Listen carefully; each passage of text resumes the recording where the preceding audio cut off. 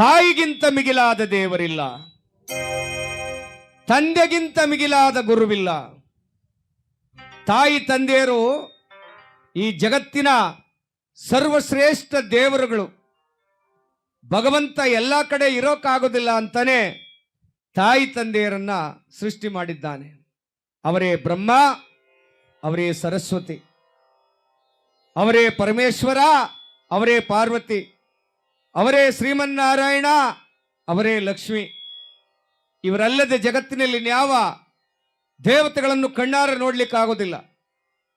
ನೋಡಿ, ತಾಯಿ ತಂದೆಯರ ಸ್ಥಿತಿ ಇವತ್ತು ಯಾವ ಮಟ್ಟಕ್ಕೆ ಹೋಗ್ತಾ ಇದೆ ಅಂದ್ರೆ, IPL ಗ್ಯಾಂಬ್ಲಿಂಗ್ ನಡೀತಾ ಇದೆ. IPL ಕ್ರಿಕೆಟ್ ಟೂರ್ನಿ ಶುರುವಾಗಿದೆಯಲ್ಲ, ಎಷ್ಟೋ ಮಕ್ಕಳು ಆತ್ಮಹತ್ಯೆಗೆ ಶರಣಾಗ್ತಾ ಇದ್ದಾರೆ. ತಾಯಿ ತಂದೆಯರು ಅನಾಥವಾಗ್ತಾ ಇದ್ದಾರೆ. ದಯಮಾಡಿ ಮಕ್ಕಳನ್ನು ಸರಿದಾರಿಗೆ ತಂದುಕೊಳ್ಳೋದು ನಿಮ್ಮ ಕರ್ತವ್ಯವಾಗಬೇಕು. ಮಕ್ಕಳಾದವರು ಕೂಡ ತಾಯಿ ತಂದೆಯರನ್ನ ಪ್ರೀತಿಯಿಂದ ನೋಡಿಕೊಳ್ಳೋದು ಮಕ್ಕಳ ಕರ್ತವ್ಯವಾಗಬೇಕು.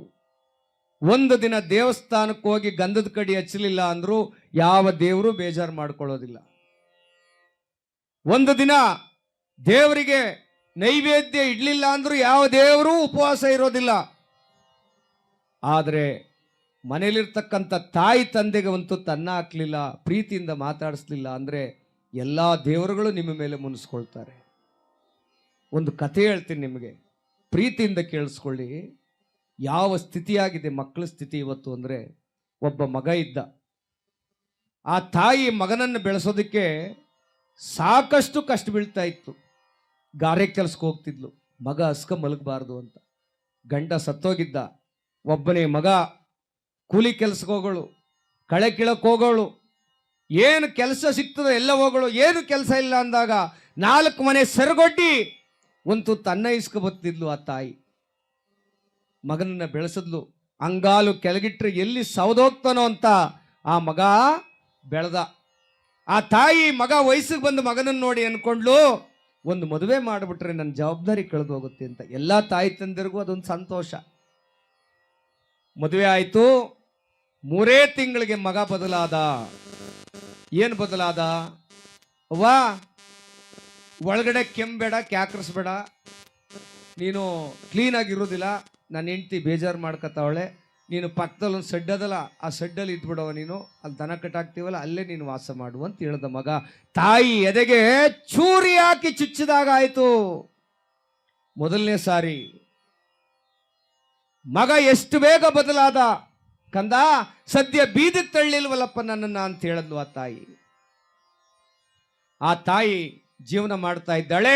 ಮಗ ಸೊಸೆ ಪಕ್ಕದ ಮನೆಯಲ್ಲಿ ಐಷಾರಾಮಿ ಜೀವನ ಮಾಡ್ತಾ ಇದ್ದಾಳೆ. ತಾಯಿಯನ್ನ ಮಾತಾಡ್ಸೋದೇ ಬಿಟ್ಟುಬಿಟ್ಟ ಮಗ. ಯಾಕೆಂದ್ರೆ ಗಲೀಜ್ ಅವಳು. ಯಾರಾದ್ರೂ ಸ್ನೇಹಿತರು ಬಂದ್ರೆ ಅವ್ರವನ್ನ, ಅವ್ವ ಈ ಮನೆ ಒಳಗೆ ಬರಬೇಡ ಅಂತ ಹೇಳೋನು. ಯಾಕೆ ಅಂದ್ರೆ ಅವಳು ಶುಚಿಯಾಗಿರೋದಿಲ್ಲ ಅಂತ. ನೋಡಿ ಎಂತ ಅವಮಾನ ಆಗಿದು. ನಾವು ಗಲೀಜಾಗಿದ್ದಾಗ ತಾಯಿ ನಮ್ಮನ್ನ ಕೃಷ್ಣನ್ ರೀತಿ ರೆಡಿ ಮಾಡ್ತಿದ್ಲಲ್ಲ, ಅದು ನೆನಪಿಗೆ ಬರೋದಿಲ್ಲ. ಹಾಗೆ ಒಂದಿನ ಏನಾಯ್ತು, ಆ ತಾಯಿಗೆ ತಲೆ ಸುತ್ತು ಬಂದು, ಏನೋ ಒಂಚೂರು ಅನ್ನ ತಿನ್ನಕ್ಕೆ ಹೋಗವಳೆ, ಮಡಕೆ ಕೈ ಹಾಕೊಳ್ಳೆ, ತಲೆ ಸುತ್ತು ಬಂದು ರಪ್ಪನೆ ಕೆಳಗಡೆ ಬಿದ್ದೋಗವಳೆ. ಹಾಗೇನೆ ಪಕ್ಕದವರೆಲ್ಲ ಓಡ್ ಬಂದಿದ್ದಾರೆ, ಮಗ ಮಾತ್ರ ಹೋಗಿಲ್ಲ. ಆಮೇಲೆ ಮಗ ಬಂದು ಹೇಳ್ದ, ಇಲ್ಲ ಲಕ್ಕೋ ಹೊಡೆದಿದೆ ನಮ್ಮ ಅವನಿಗೆ, ಇವಳನ್ನ ನಮ್ಮ ಜಗಲಿ ಕಟ್ಟೆ ಮೇಲೆ ಮಲಗಿಸ್ತೀವಿ ಕರಪ್ಪ, ಈ ಶೆಡ್ ಒಳಗೂ ಮಲಗಿಸೋಕ್ಕಾಗಲ್ಲ ಅಂತ ಹೊರಗಡೆ ಎಳ್ಕ ಬಂದು ಜಗಲಿ ಮೇಲೆ ಮಲಗಿಸ್ತಾ.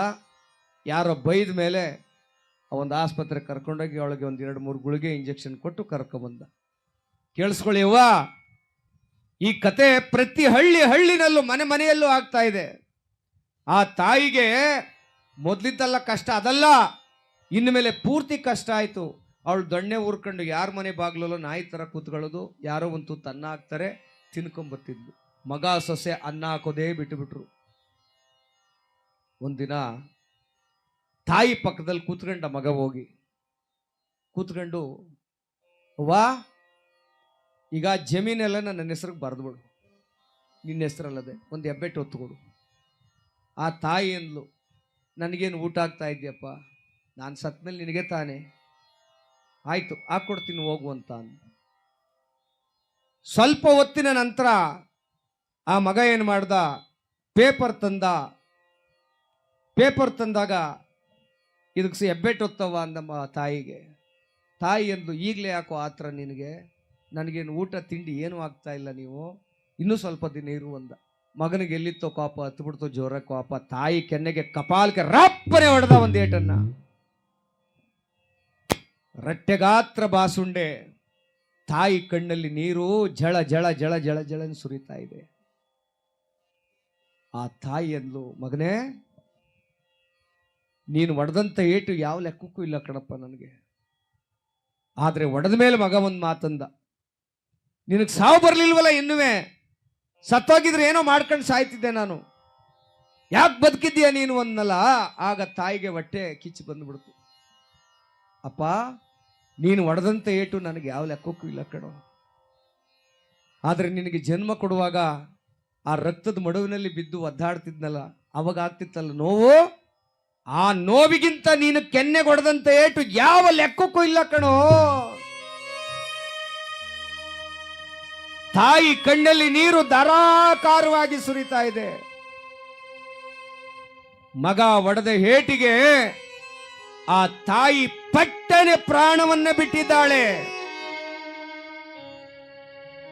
ಪ್ರಾಣ ಬಿಟ್ಟ ಮೇಲೆ ಮಗ ಗೋಸುಂಬೆ ಆಟ ಆಡಕ್ ಶುರು ಮಾಡ್ದ. ತಲೆ ಮೇಲೆ ಟವಲ್ ಹಾಕೊಂಡು ಏನೋ ಜೀವ ಕಳ್ಕೊಂಡಿರೋ ನಂಗೆ, ಹಗಲು ರಾತ್ರಿ ಅವನ್ ಸಾಕ್ತಾ ಇರೋ ನಂಗೆ ಗೊಳೋ ಅಂತ ಅಳ್ತಿದ್ದ. ಪಕ್ಕದಲ್ಲಿ ಯಾರೋ ಯಜಮಾನ್ರಂತವ್ರು ಆ ಹುಡುಗನಿಗೆ ಹೇಳಿದ್ರು, ಅಪ್ಪ ನೀನು ಅಳೋದ್ರಲ್ಲಿ ಯಾವ ಅರ್ಥವೂ ಇಲ್ಲ ಕಣಪ್ಪ, ಬದುಕಿದ್ದಾಗ ನಿನ್ನ ತಾಯಿಗೆ ಒಂದು ತುತ್ತು ಅನ್ನ ಹಾಕು ಯೋಗ್ಯತೆ ಇಲ್ಲದ ಮಗ ನೀನು, ಇವತ್ತು ತಾಯಿ ಶವದ ಮುಂದೆ ಅಳ್ತಾ ಇದೆಯಪ್ಪ. ಇಲ್ಲ, ನೀನು ಅಳುವಂಥದ್ದಿಲ್ಲ, ಅತ್ರೆ ನಿನ್ನ ತಾಯಿಗೆ ಸ್ವರ್ಗ ಸಿಗಲ್ಲ. ಯಾವ ಮಕ್ಕಳು ತಾಯಿ ತಂದೆಗೆ ದ್ರೋಹ ಬಗಿತಾರೋ, ಯಾವ ಮಕ್ಕಳು ತಾಯಿ ತಂದೆಗೆ ಅನ್ನ ಹಾಕೋದಿಲ್ವೋ, ಆ ಮಕ್ಕಳನ್ನ ದೇವರು ಕೂಡ ಕ್ಷಮಿಸೋದಿಲ್ಲ, ದೇವರು ಕೂಡ ಕ್ಷಮಿಸೋದಿಲ್ಲ. ಬದುಕಿರುವಾಗ ಅನ್ನ ಹಾಕು ಅಂತ ಅಂದ್ರೆ ನಾವೆಲ್ಲ ಹಿಂದು ಮುಂದೆ ನೋಡ್ತೀವಿ, ಆದರೆ ಸತ್ತ ಮೇಲೆ ಸಮಾಧಿ ಮೇಲೆ ಸಾವಿರಾರು ಥರದ ತಿಂಡಿಗಳು ನೀಡುತ್ತೀವಿ. ತಿನ್ನೋದಕ್ಕೆ ಆಕೆ ಇರೋದಿಲ್ಲ, ಬದುಕಿದ್ದಾಗ ತಿನ್ನೋದಕ್ಕೆ ನಾವೇ ಕೊಡೋದಿಲ್ಲ. ಹಾಗಾಗಬಾರ್ದು. ಅವ್ವಾ, ತಾಯಿ ತಂದೆ ಕಳೆಗಳಿಗೆನಲ್ಲಿ ಮಗುವಿನ ಥರ ಇರಲಿ, ಅವರ ಪ್ರೀತಿ ಶಾಶ್ವತವಾಗಿರಲಿ. ನಾನು ಹೇಳೋ ಮಾತು ಸತ್ಯ ಅನಿಸಿದ್ರೆ ಒಂದು ಜೋರಾಗಿ ಚಪ್ಪಾಳೆ ನೀಡ್ರಪ್ಪ ಎಲ್ಲರೂ ಸೇರಿ. ಇವತ್ತು ತಾಯಿ ತಂದೆಯರ ಸ್ಥಿತಿ ಹೀನಾಯವಾಗ್ತಾ ಇದೆ, ಅದಾಗೋದು ಬೇಡ. ಮಕ್ಕಳು ತಾಯಿ ತಂದೆಯರನ್ನ ಹೊರಗಡೆ ಹಾಕೋದು ಬೇಡ. ಅನ್ನ ಹಾಕಿ ಪ್ರೀತಿಯಿಂದ ಸಾಕಿ ದೇವರು ನಿಮ್ಗೆ ಒಳ್ಳೇದು ಮಾಡ್ತಾನೆ. ಅದಕ್ಕೆ ಹೇಳ್ತಾರೆ, ದುಡ್ಡೊಂದಿದ್ರೆ ಈ ಜಗತ್ತಿನಲ್ಲಿ ಏನು ಬೇಕಾದ್ರೂ ಸಂಪಾದನೆ ಮಾಡ್ಬೋದಪ್ಪ, ತಾಯಿ ತಂದೆ ಕಳ್ಕೊಂಡ್ರೆ ಇನ್ಯಾವತ್ತೂ ಸಿಗೋದಿಲ್ಲ. ಅವರು ಇರುಗಂಟ ಅವ್ರ ಸೇವೆ ಮಾಡ್ಬಿಡ್ರಪ್ಪ, ಇರೋ ತನಕ ಅವ್ರ ಸೇವೆ ಮಾಡಿ. ಎಷ್ಟು ಜನ ಹಬ್ಬ ಹರಿದಿನಗಳಲ್ಲಿ ತಾಯಿ ತಂದೆ ಪಾದಕ್ಕೆ ನಮಸ್ಕಾರ ಮಾಡ್ತಾ ಇದ್ದೀವಿ? ಎಷ್ಟು ಜನ ತಾಯಿ ತಂದೆ ಪಾದಕ್ಕೆ ನಮಸ್ಕಾರ ಮಾಡ್ತಾ ಇದ್ದೀವಿ? ಇಲ್ಲ, ಯಾರು ಮಾಡೋದಿಲ್ಲ. ಸುಮ್ಮನೆ ದೇವಸ್ಥಾನಕ್ಕೆ ಹೋಗಿ ಪೂಜೆ ಮಾಡಿಸ್ಕೊಂಡ್ ಬರ್ತೀವಿ. ದೇವರೇ ಎಲ್ಲನೂ ಒಳ್ಳೇದು ಮಾಡ್ತಾನೆ ಅಂತ. ದೇವರು ಎಲ್ಲನೂ ಒಳ್ಳೇದು ಮಾಡ್ತಾನೆ ನಿಜ, ಆದರೆ ಅಪ್ಪ ಅಮ್ಮನಿಗಿಂತ ಮಿಗಿಲಾದ ದೇವರನ್ನು ನೀವು ನೋಡ್ಲಿಕ್ಕೆ ಸಾಧ್ಯವೇ ಇಲ್ಲ. ಅವರ ಪಾದವನ್ನೊಮ್ಮೆ ನೋಡಿ, ಪಾದವನ್ನೊಮ್ಮೆ ಮುಟ್ಟಿ, ಸರ್ವ ಜನ್ಮಾಂತರದ ಪಾಪ ಕಳೆದೋಗಿ ನಿಮಗೆ ಪುಣ್ಯ ಪ್ರಾಪ್ತವಾಗ್ತದೆ.